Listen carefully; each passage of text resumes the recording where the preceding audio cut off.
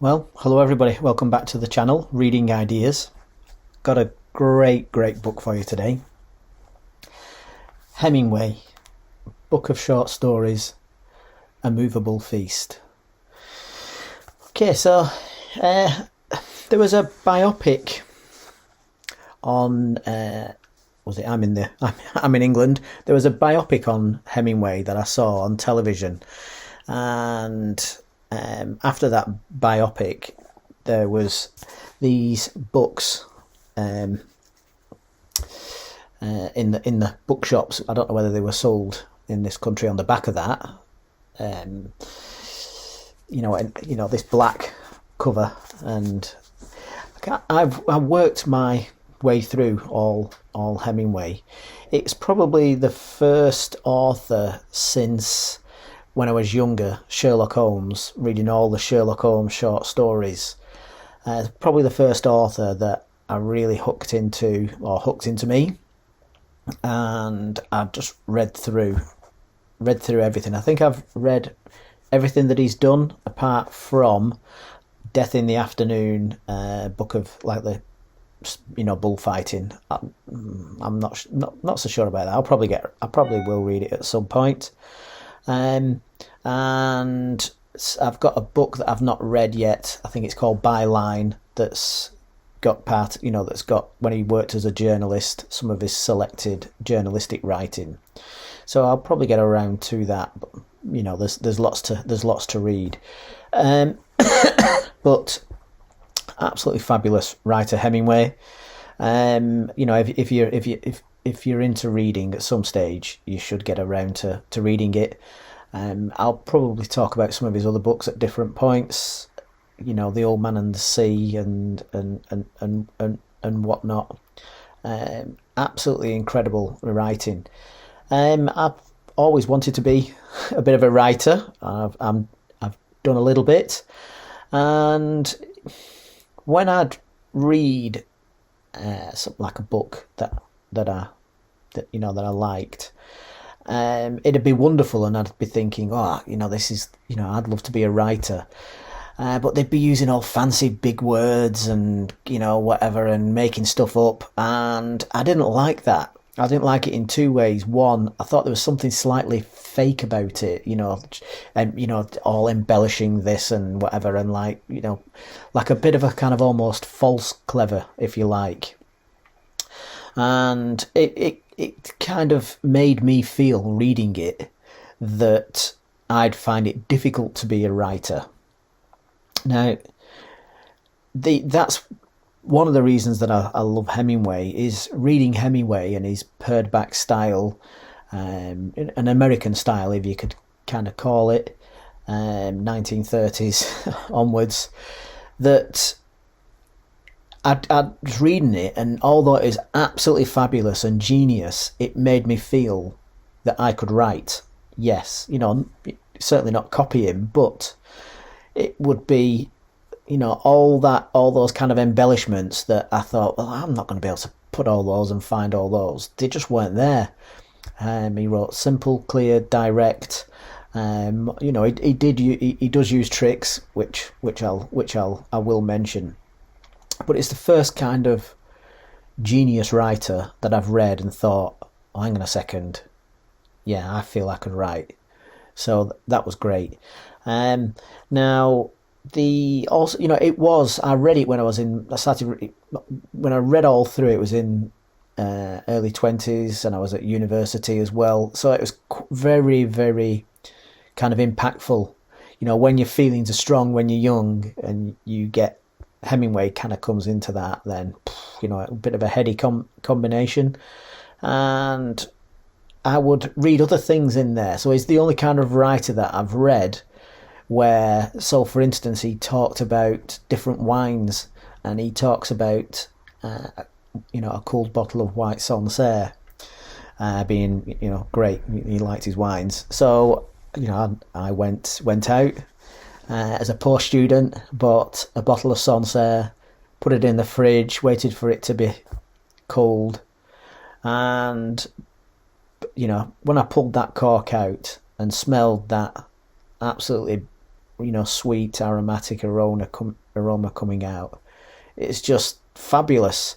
But not just that it's a fabulous wine, that the backdrop of it all is Hemingway and the depth of his stories was kind of in there as well, of the emotion of kind of taking that glass of that wine. It's just, it was just wonderful. He also talked about, when he's trying to learn how to write about other writers, and he mentions, quite a few that I've read that, that he learned from reading, and one of which is Turgenev's Hunter's Sketches, or a Sportsman's Sketches, depending on what they've decided to call it. And reading that and Turgenev's description of country are remarkable.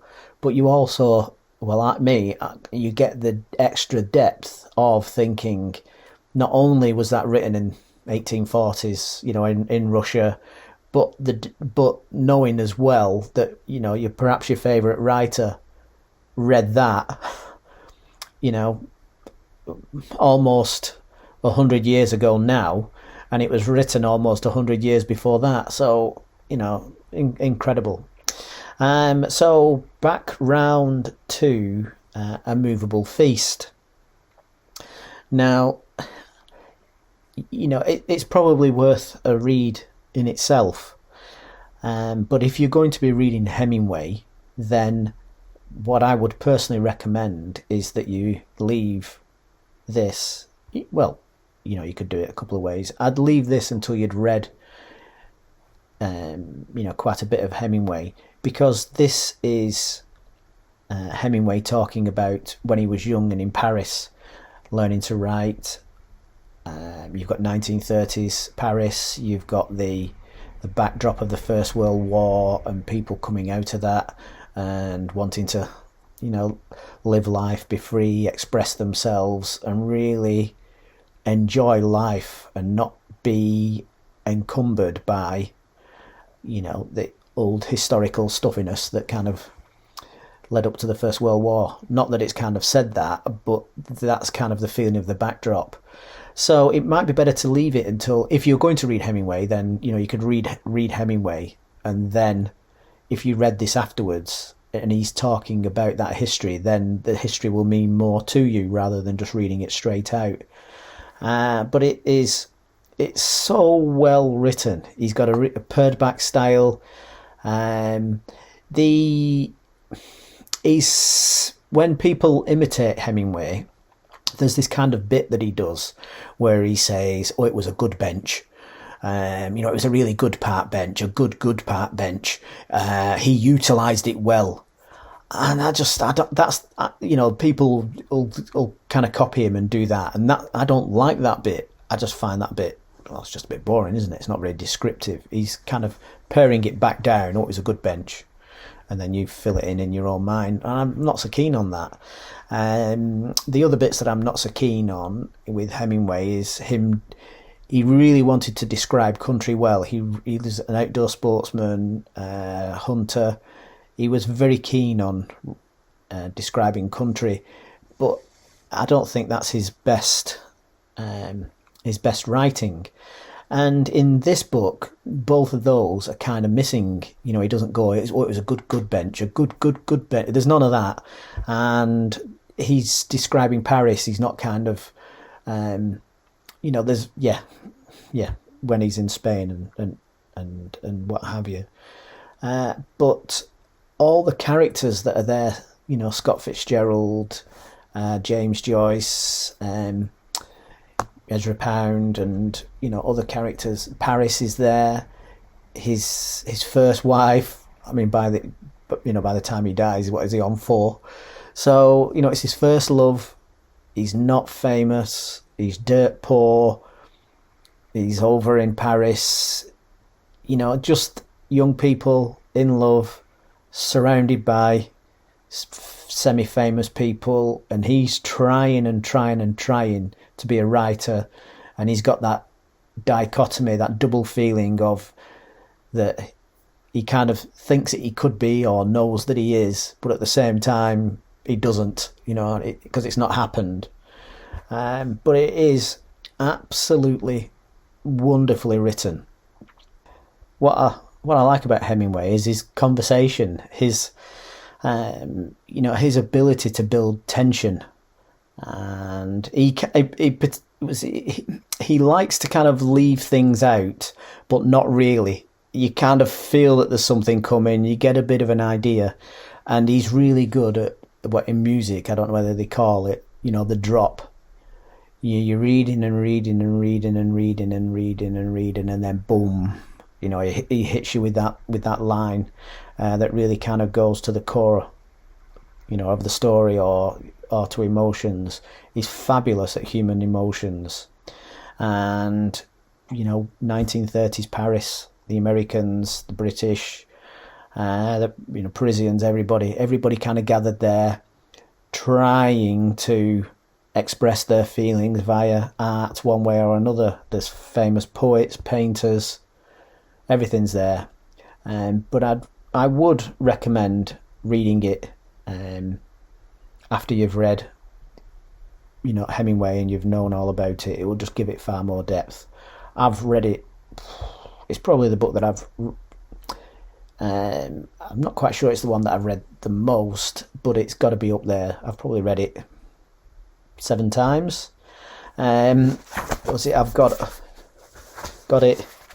It's one of those books that if I see it, I'll pick it up and pass it on to people. As you can see, I've got 4 copies of it here. You can sometimes pick it up for 50p in a charity shop if you're lucky. A couple of quid. So I'm a little bit behind on passing it out. But it is an absolutely great book. And is it in this one? We'll grab it out of this one. Oh, where are you?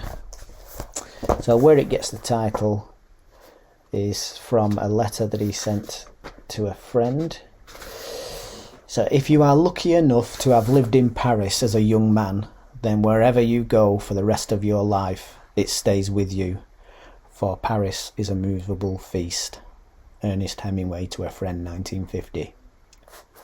Tell you, it's a very, very good book.